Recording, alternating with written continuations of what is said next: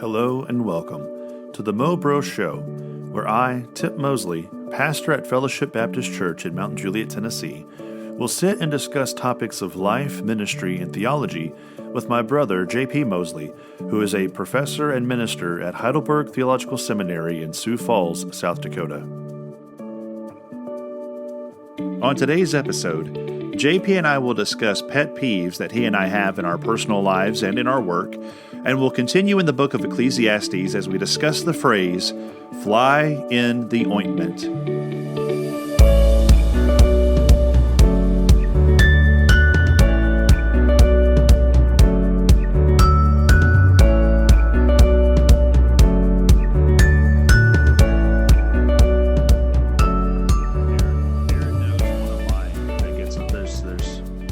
Gets on my nerves worse than anything, and that's whispering.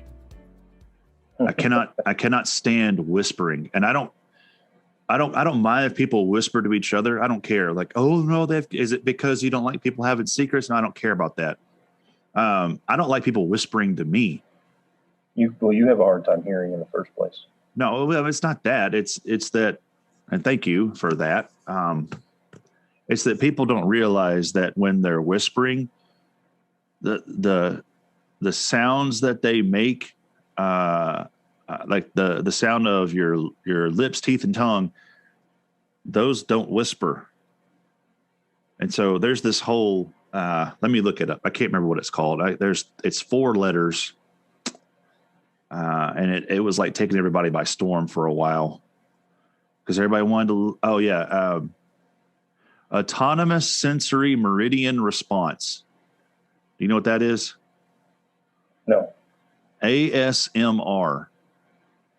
Well, I knew what the first letters were. I don't know what it. That didn't tell me what it is. There's this thing. There's this thing called. I know what autonomous means. I know what sensory means. It's this whole response means. Yeah. It's this whole thing of how you respond to a certain stimulus that allows you to like relax. So some of it is like people whispering into a microphone, or people holding things up to a microphone and making like the crackling sounds with it. So there's this huge thing that was happening because you know how millennials are all about things that trigger them. Oh, I'm getting triggered. I'm so sensitive. So there's this whole thing now on like YouTube where you can go watch ASMR videos of like some random lady or guy holding up a pencil to the microphone and writing, and you hear the sound of the pencil on the paper, and it's like, and it makes you like your doesn't make your skin crawl, but it kind of like gives you like goosebumps, like in a good way, or like helps you relax. I can't stand that stuff because a lot of it's like whispering, and what people don't realize is that there's this thing called sibilance.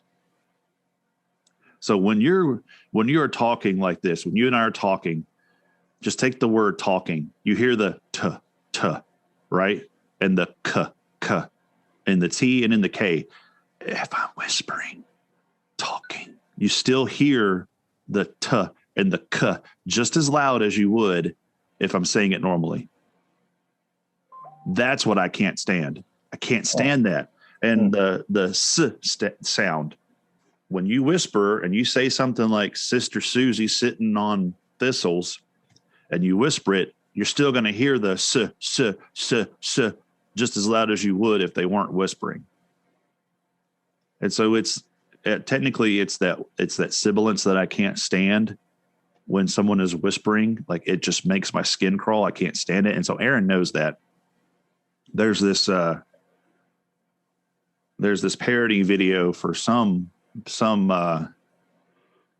like one of them bullet blender things that is ASMR, and this lady is like putting all these weird things into this blender, and she plays it for me all the time, knowing that I can't stand the sound of someone whispering.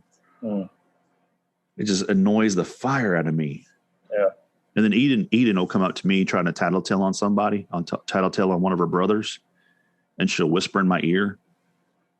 And I have a knee-jerk reaction to want to like push someone away when they're trying to whisper to me. mean, poor Eden. All she wants to do is tattletale. Do we need to get a couch and have you lay down for a moment? No. Oh, okay. No, just don't start whispering. I will turn this thing off. Yeah. If you whisper on the radio, that kind of defeats the purpose. Right. No. By the way, when I made that point of you have a hard time hearing in the first place, I didn't mean that to be mean or anything. Triggered me. Yeah, it sure did. You little millennial. No, growing up, if you didn't hear something, you go, what? And so yeah. I had to kind of go, he didn't hear me because, there's an issue with one of your ears, and that's okay. So I think that was for me training for the gospel ministry, because guess what I get to do for a living? I get to repeat myself every week. Yeah. Right. I mean, and if I get upset repeating myself, something's wrong with me. Pet peeves of mine, I do not like, and mine generally go along with my work. So I don't like it when people are introducing a song for worship and they say, we're going to sing the 4 verses. Personally, that's a pet peeve of mine. Verses are in the Bible, stanzas are in a song. So that's one of my pet peeves. Another one is when you're telling the congregation to stand, to tell them to rise is something Christ will tell them to do one of these days. We've talked about that. Yeah. So I prefer the word congregation, please stand. That's another one. Am I going to hold those pet peeves out over people as if, you've all of a sudden got to do? No, because that to me is the definition of legalism. When I have my pet peeves and it's now the definition or the standard of what it means to be a Christian minister or do the gospel, I don't know. No, that's not appropriate. So, I don't know if I have pet peeves in life. I can't. I mean, I worked in restaurants to get through college, and I've got I had certain pet peeves for when I'm in a kitchen. Nobody else had better be in there. I'll stab you. Oh. No, I'm just kidding. I won't stab people. Very territorial in your kitchen. Well, there's a reason it says if you can't stand the heat, get out of my kitchen. Yeah. Is that why that guy is so mad all the time? Which guy? The guy on the show with the kitchens. You don't want to poison somebody. You don't want to get somebody sick.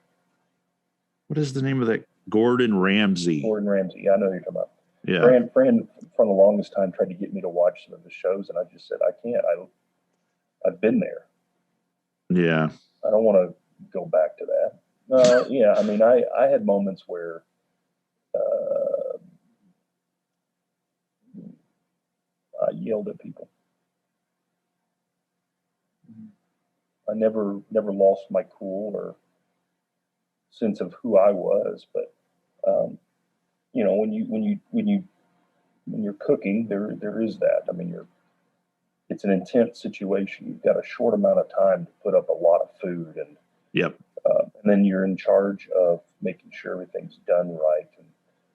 And it was even more intense when I was in charge, because I was a certified trainer for a corporate restaurant, and so it was even more intense when I was teaching people how to do it, because if he did it wrong, it reflected on me.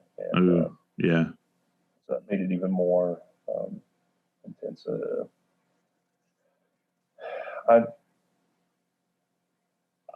I'm actually, when it comes to, I guess Fran would be a lot better at saying what would be some of my pet peeves in life.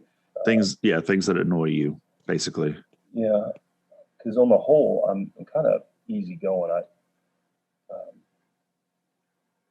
I have told people to leave my house because they've said something biblically wrong. Ooh. Yeah, I mean, I've kicked people out of my house before. I mean, Fran, people had them over, and I'm like, we're not having them over again. That I can understand. So, Having a heretic in your house, I could understand kicking them out. But if somebody decides to deal the cards to the right counterclockwise instead of to the left clockwise, and then you kick them out of your house, that's a bit extreme. Yeah, no, I don't care about that kind of stuff. In other words, I can differentiate in life between the letter of the law and the spirit of the law. Yeah. And I think that's what keeps me from libertarianism and legalism. Those are the same error, essentially. It's adding or taking away. Yeah. And the response to that, the biblical response to libertarianism and legalism, or lawlessness and legalism, is grace. And so that's the reason why my pet peeves are mine, and I'm not forcing them on somebody else's. Yeah. I don't allow people to whisper around me. I don't. No. I mean, I don't like people chewing with their mouth open. I mean, there's things like that, but I wouldn't say it's a pet peeve. Like all of a sudden, somebody at my table, like my kids, I'm going to tell them keep your mouth shut. Yeah, I think mine has to do a lot with the sound that mouths make, because I don't like it when people smack. I don't like it when people make noise while they're eating. Yeah. I constantly get on to the kids. I don't want to hear you eating. Yeah. I don't want to hear it. I want to see you eating because I want to make sure that you are eating, but I don't have to hear every smack and every chew and every crunch. I don't mind crunching. Crunching's not so bad. That you can't really help, as long as your mouth is shut while you're crunching. I just don't like mouth sounds, I guess, is what it is. So stop talking to me. Yeah. Yeah. No, I don't. Oh, I know a pet peeve of mine. I know now. And I think it's unavoidable. I don't think there's anything that I can do to keep people from doing it. It just annoys the living fire. I mean, I was just talking to a friend about this the other day. There's a real sense that a police officer, a paramedic, a firefighter, physicians, even lawyers, ministers, we all deal with life or death situations, whether it's physical life or death or it's spiritual life or death. It's very real life or death, and so there's very real stress. What I don't like is when somebody's a painter of a house or a house decorator, and all of a sudden, this is the end of the world if they can't get that color. That really bothers me. In other words, what Fran calls those things, he's it. Those are those first world worries. Right. Right. And to get to the passage that we're talking about, I mean, it's a luxury to have ointment. And dadgum, this fly just ruined that entire ointment. Right. Oh my goodness. Hang on a second. I got to catch up. Hang on. So I don't like it. I can't get that color. I don't have the type of white that I want. And of course, I'm colorblind. I tell people I have 12 crayons in my crayon box. I don't care about color. Right. But it could be like, well, into the daggum world because I can't get the right color. Yeah. Oh, I didn't want this shade of marble. I wanted this shade of marble. Oh yeah. Or no, the archway is too high. Sometimes those people, you have to go behind them and wipe their boogers off the ceiling because their noses are up a little too high. Yeah, I can't. So there is a common misconception about some let's just real quick, and then we'll get on to the ointment because that's what we're getting to. I believe it was Van Halen who kind of started that whole thing of you're not allowed to have, in our green room, we're not allowed to have brown M&Ms in the bowl of M&Ms. Yeah. That's so silly. Yeah. Well, is it though? Do you know the reasoning why they did that? I don't know. And no. It's not snooty. It's not, it's not being, I didn't know there were brown M&Ms. Yeah. There's brown ones. It's new to me. They're yellow, green, blue. Their blue ones were new when we were young. They introduced blue ones when we were younger. Red and brown. Yeah. So their thing.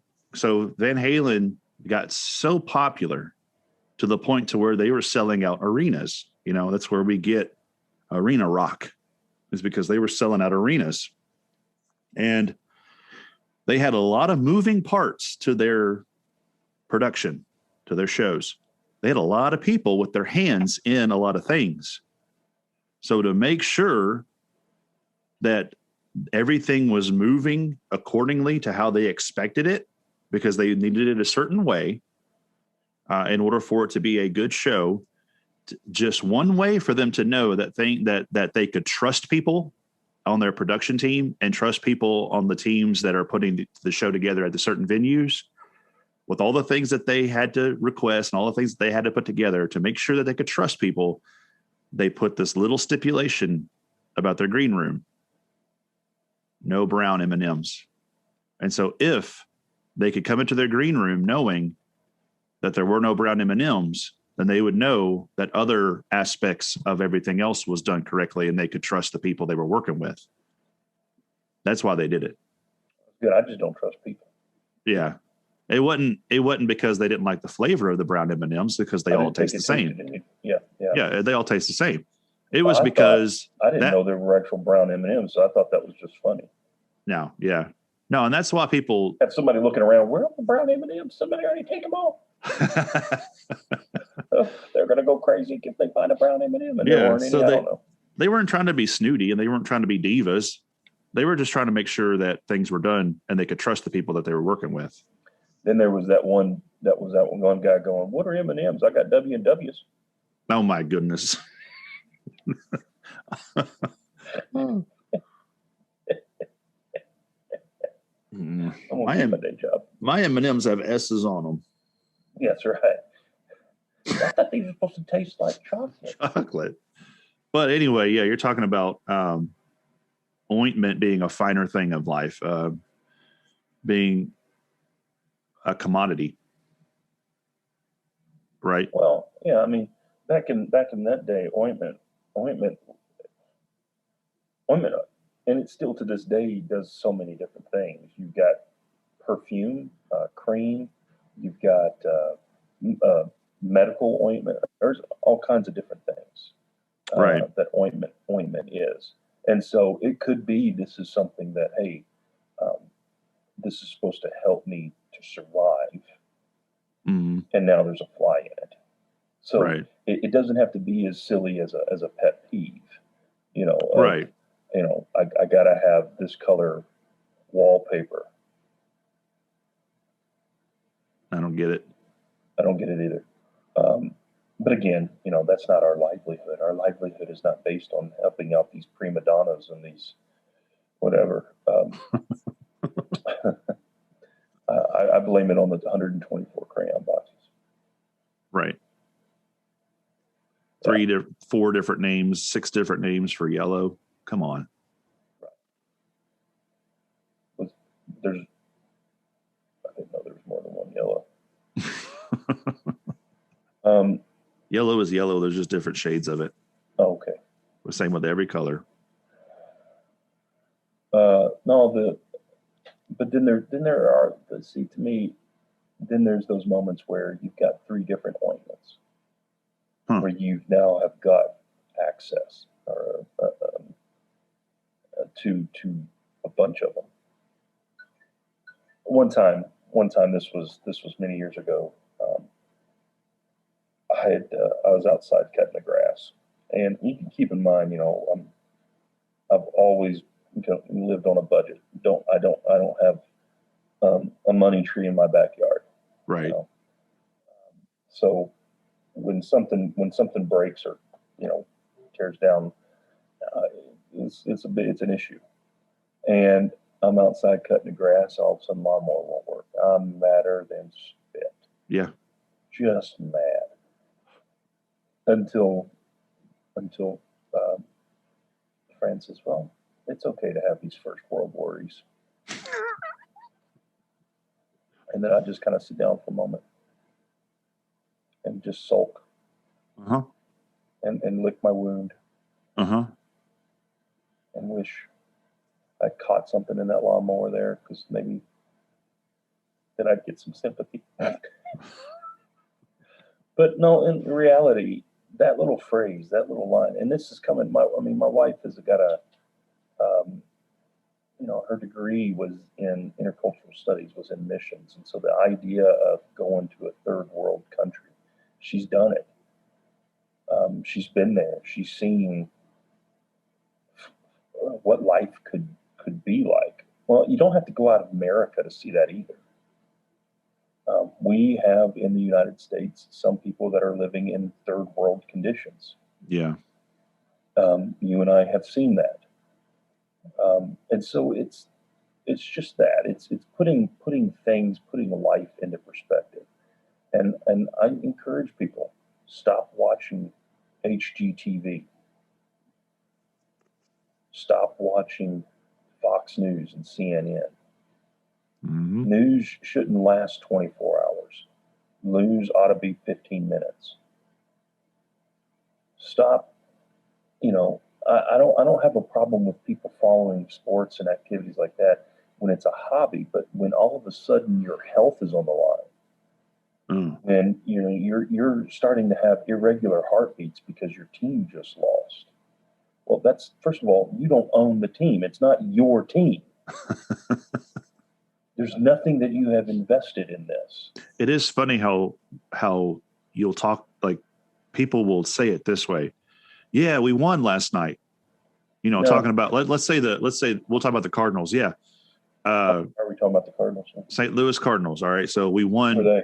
We won Tuesday. Listen to my phrasing here. I thought it was Arizona Cardinals. No, come on, JP. St. Louis Cardinals. How did the game go Tuesday? We won. How did the game go last night? They lost. Yeah, yeah. It's bigger too. The issue with our culture and its first world things is, I can't get on this plane unless I have my support donkey. You say doggy or donkey? Donkey. I've heard that. That's why airplanes and places like that had to put an end to it, because they were allowing emotional support dogs, and then cats, and then lizards, and then birds, and finally somebody tried to get on a plane with a donkey. Is that real? Yeah. Somebody tried to get on the plane with a donkey? That's what I heard. It gets to the ridiculousness of this emotional support culture that we live in. Yeah. Yeah. Politics is now based on people's emotions. Yeah. How can we fuel the most emotion out of people? Try to mostly fear. Yeah. To cause panic to where they'll rely on us more. You talked about our generation. We're millennials, and one of the derogatory term given towards millennials are snowflakes. What is that about? They're sensitive. They can't handle when somebody disagrees with them. Yeah, they're sensitive. Well, that's not true. I mean, it may be true for some people, but somebody disagrees with me. Well, hey, that's fine. They can leave. I don't have to talk to them again. So, whatever. What do I know at the end of the day? Yeah. But if they're disagreeing, they may have a good reason for disagreeing. Right. But again, what we have in our culture, what we have in our society now, it is, truth is now based on how you feel. Instead of truth being based on data.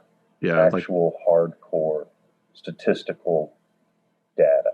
They go to the pulpit and you hear stuff like a feel good gospel. Yeah. If it makes you feel good, then that's what you need to lean towards. That's what's truth. Hey, if whatever is in the Bible that makes you feel good, lean to that. Yeah.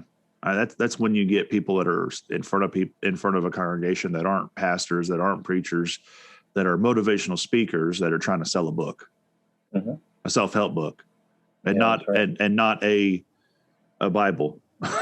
And not, I mean, we don't get up there to sell the Bible. We get up there to preach the Bible and the truth, and it hurts.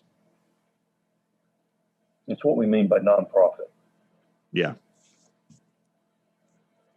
All right. So Ecclesiastes chapter 10, verse 1.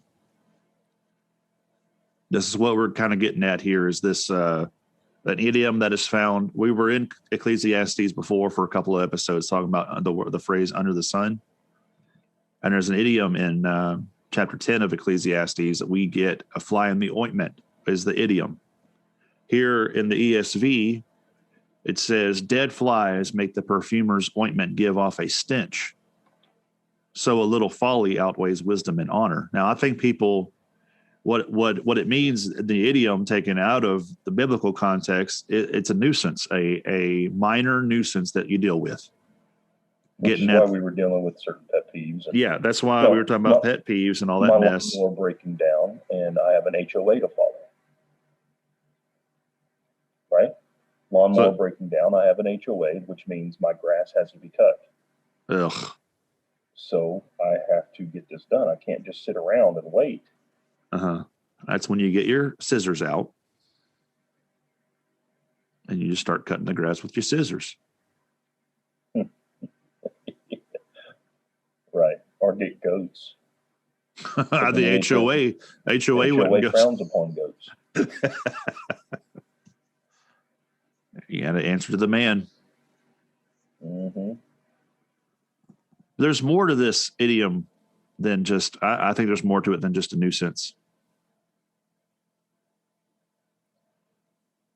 I think it goes a little bit deeper. Because there's a second part to it. A little folly outweighs wisdom and honor.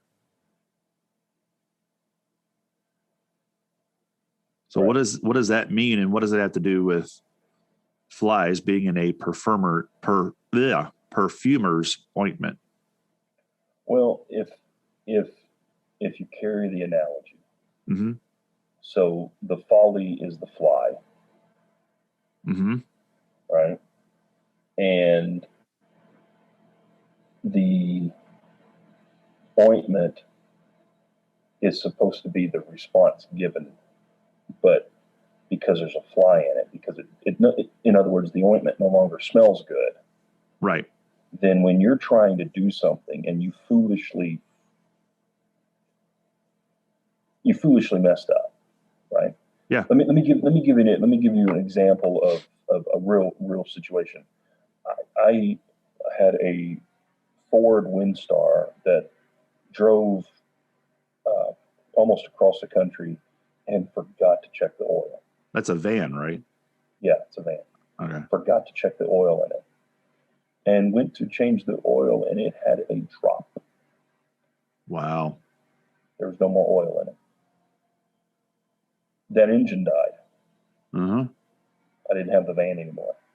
Right. Now, am I a fool? No, but was that a foolish mistake? Yeah. And it cost me. Right. That's the point. Because I see it. You going back to what we were talking about before about work. Yeah. About toiling, about work. The perfumer's work is the ointment. Part of that ointment is being the fact that he or she is a perfumer. That ointment must smell good. If the perfumer is to leave the ointment open, then it would attract flies. Now, I don't know what they would have used in this ointment. But what is that other saying that you can attract flies with honey better than you can attract them with vinegar? Is that correct? Is that the right idiom? I don't remember. I think it's honey. I remember in the restaurant business, you know how much manpower we put in trying to keep flies out of a restaurant. Right. And when I worked in pest control, yeah, that was one of the biggest issues that we had, other than cockroaches, with restaurants, was flies. Yep. And we of course, it was extortion. They sold fly treatment separately. Yep. When it should have, I feel like it should have been part of the service given to any restaurant included. Yeah.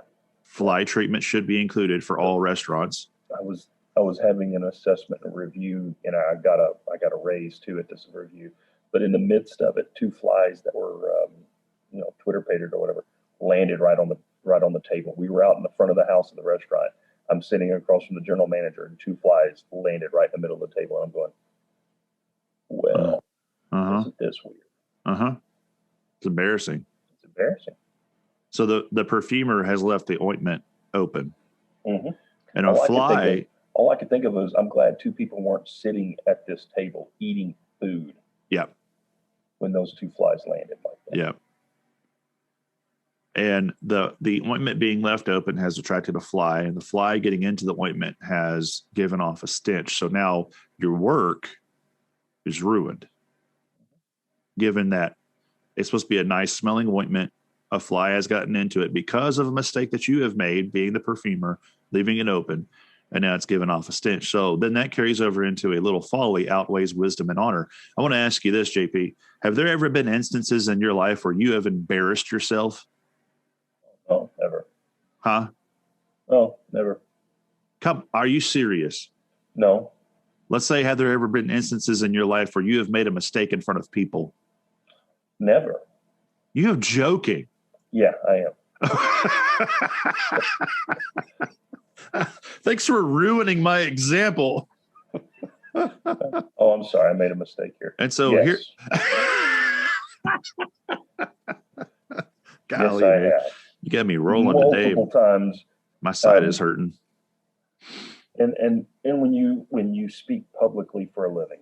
Yep. It's going to happen. It's going to happen. I had, for instance, people who had my notes saw the error, but what came out of my mouth was the correction. And then I pointed out the error. I was in a class teaching some theology, and I was making a point that in order for us to properly understand our eschatology, we have to have a proper protology. And eschatology is the doctrine of the last things. Protology is the doctrine of the first things. But my notes read this way: in order for us to have a proper eschatology, we have to have a proper proctology. That's not what you want, my man. In order to have that, you don't. And the only guy in the room that understood what a proctologist was the one laughing. He's like, "Amen to that, brother." Amen. So that was one of those. But you see, I corrected myself verbally and then pointed out the error in my notes. Yeah, because it's helpful sometimes when you get up and you preach for a living, for people to see, hey, you make mistakes. I make mistakes. I mess up, and that was in a classroom setting, but it happens. But yeah, no, I've made plenty of mistakes, errors, and then I've stuck my foot in my mouth and sinned against people in leading meetings and various things like that too, that I've had to turn around and apologize for and make amends. It's something that happens. Right. Last night in our Wednesday night Bible study, there was a gentleman who had to leave. He was called to work. He works kind of like on the clock as a, I'm not sure what he does. It's probably best not to say. Well, I mean, it's network for like the emergency call systems. And so he's like constantly on call. If there's ever something that goes down or something that they need help with, he has to go. And he works from home. He does all from home. And so he had to leave, and we were in the middle of doing our prayer requests for that evening. And in my mind, I was thinking, should I say, go bring home the bread, or should I say, go bring home the bacon? So I rehearsed it real quick in my mind because he's going back to work. Bring home the bacon or bring home that bread. So what came out of my mouth was, go bring home that bacon.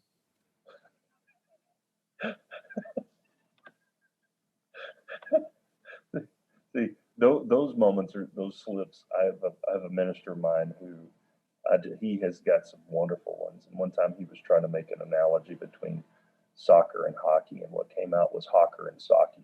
And he says, no, congregation. What I meant was hawker and socky. No, that's not right again. I meant hawker and socky. He kept on saying, he did it like 5 times.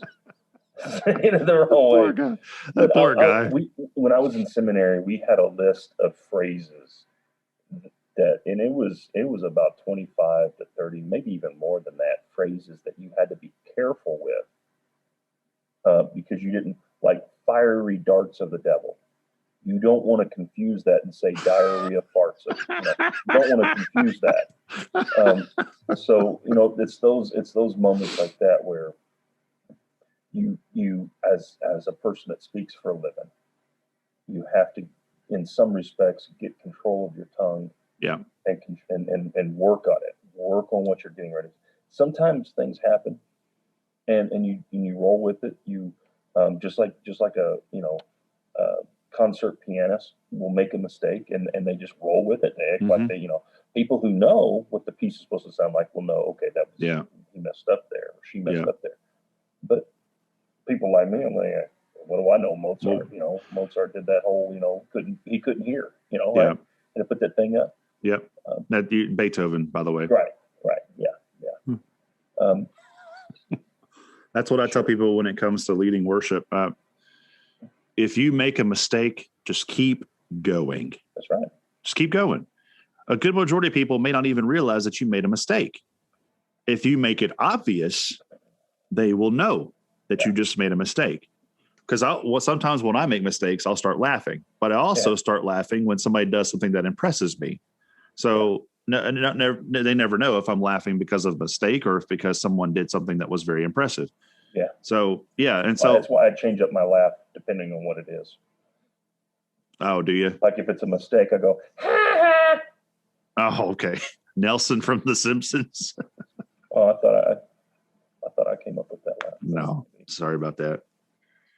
I tend to hold on to mistakes more than I do good things. Like I've still got some mistakes, and some of them are usually music involved. Like we went to Aaron's family has like a get together out in Springfield, and Aaron and I were coerced into playing Rocky Top, and I was on guitar, she was on violin, and for the life of me, I couldn't remember how the song went.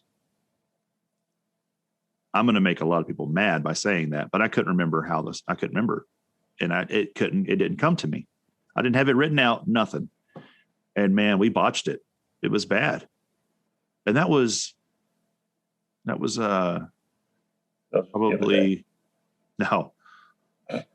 probably like 15 years ago. Oh.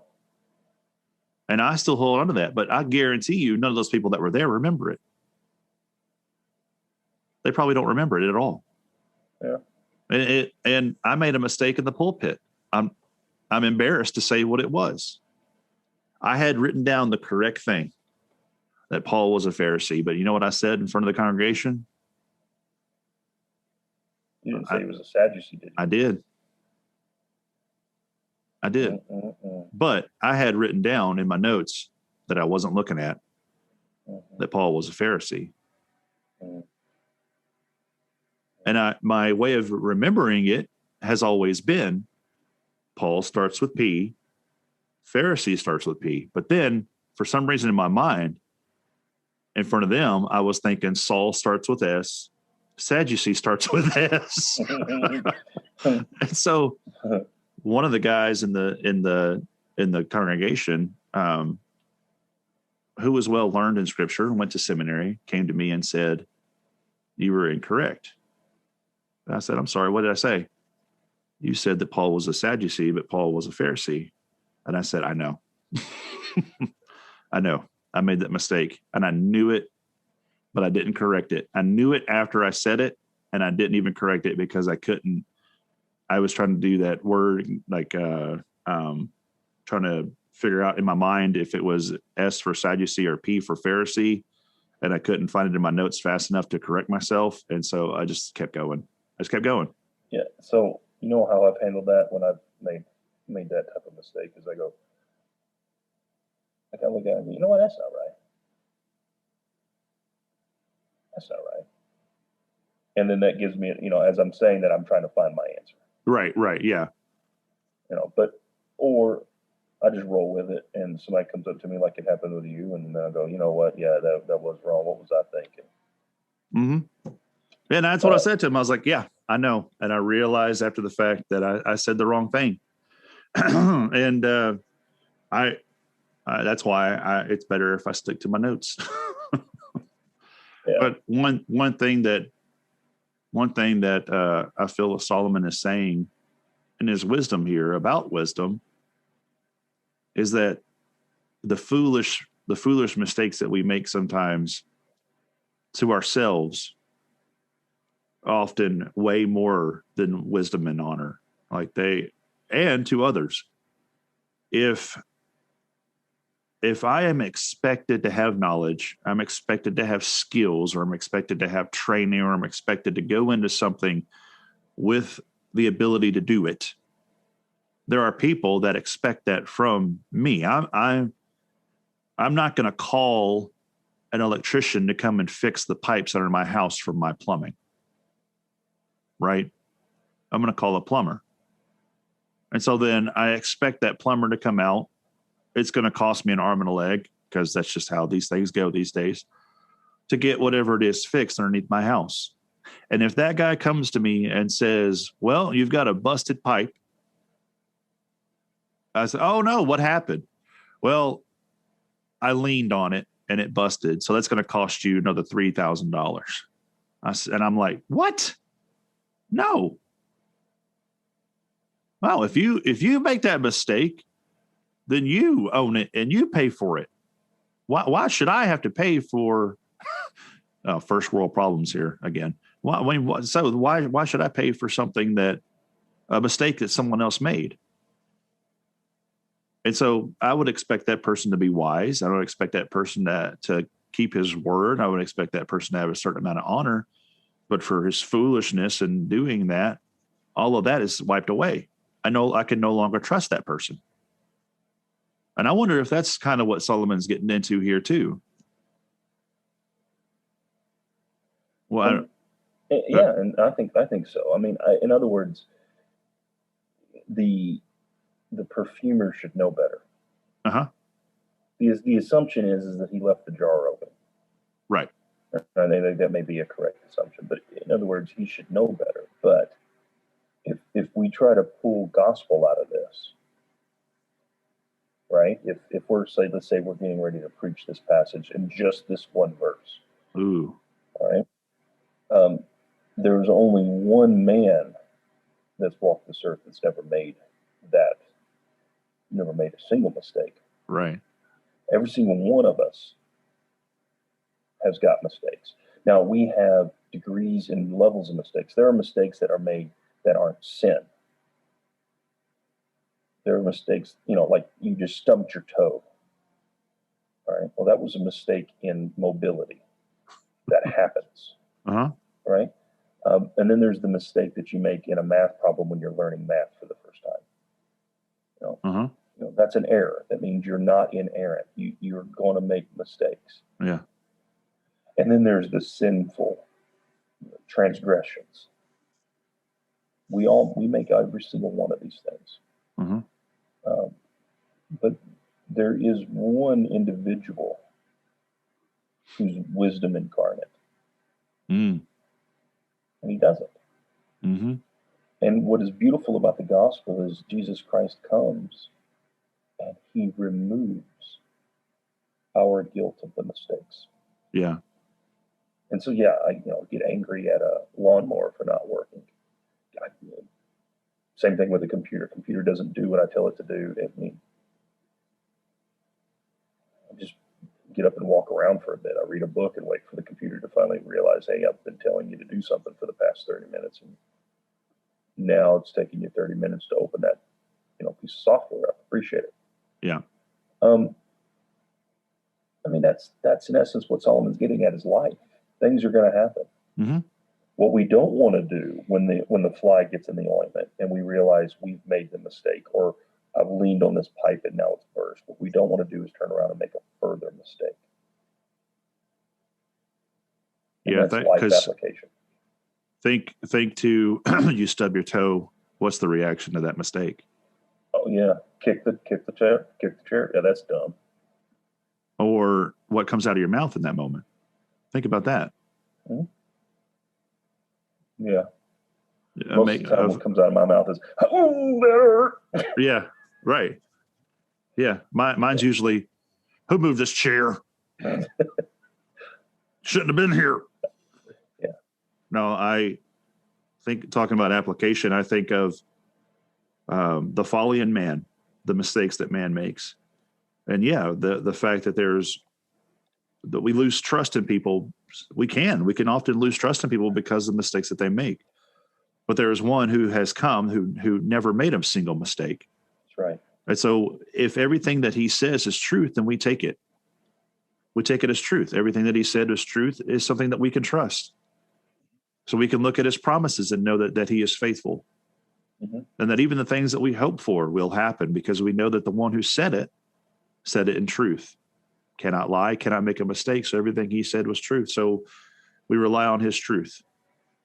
Well, and it gets back to some of the things we were talking about earlier too, is not only is everything he said, but everything he said that's come into existence has within it truth. Yeah. In other words, there is such a thing as objective truth. 2 + 2 = 4 because God said so, and only the fool says it equals 5.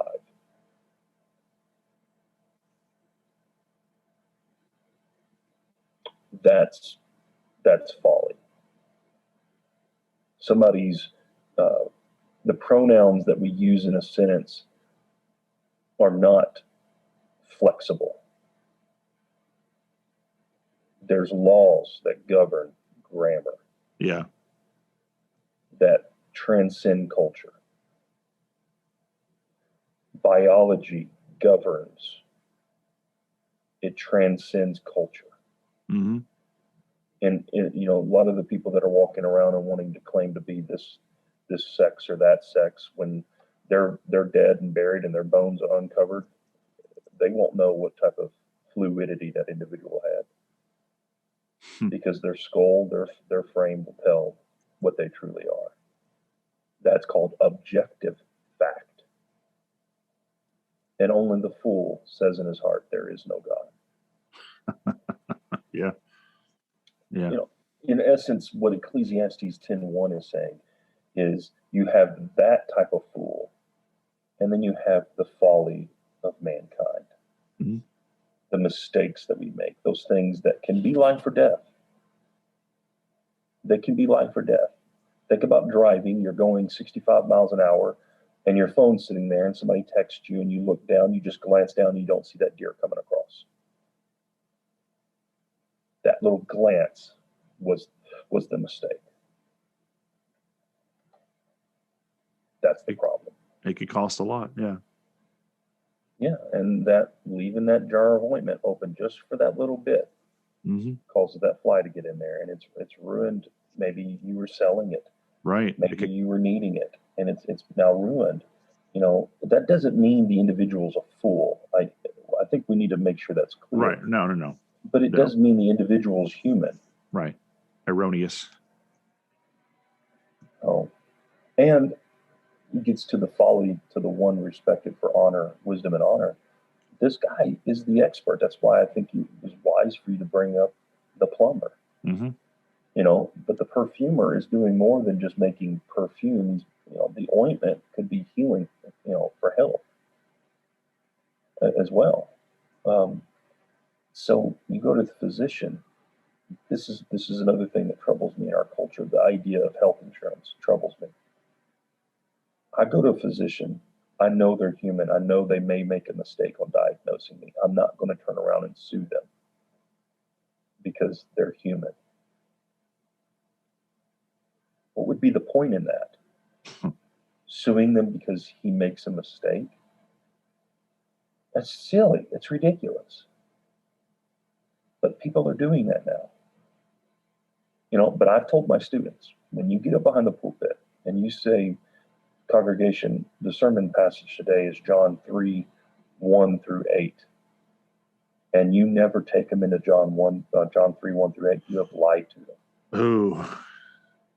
You have lied to them because you told them we're going to be in this passage.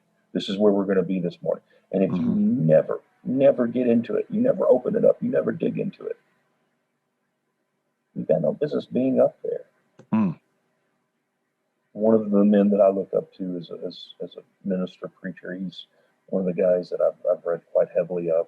He did that with a sermon in the book of Acts. He gets up there and says, this is the sermon passage. And then he ended up delivering a message on voting. Why we need to vote in the coming up presidential election. Wow. This is 12, 16 years ago. This was a while ago. Uh-huh. It was ridiculous. Just ridiculous. You said we were going to be in the book of Acts. Right. You said. Uh-huh. I mean, that's the tone that I get. Is you told me this is where we're going to be today, and we're not. That to me is foolish. Mm-hmm. That's just foolish. We as you rightly pointed out, there's expectations we need to have of those people that are in authority. You said we weren't going to have to wear masks past this point. We're now 12 months after that. Mm. You said. Now, clearly you don't know what you're saying. Why are you still in a position to be trusted? Right. You said this would be over in the summer. We're now stepping into the second summer. You said. Uh-huh. That's it. Yeah, politicians are like meteorologists. Oh, that guy's a physician, I thought. Yeah. No, he's a politician. He's a politician, that's for sure. But I mean, that in essence is what, they have left the lid off. And in other words, he's not prepared. So do you think that our modern take of this idiom has gone astray? The idea that a fly in the ointment is just a minor nuisance? No, I think it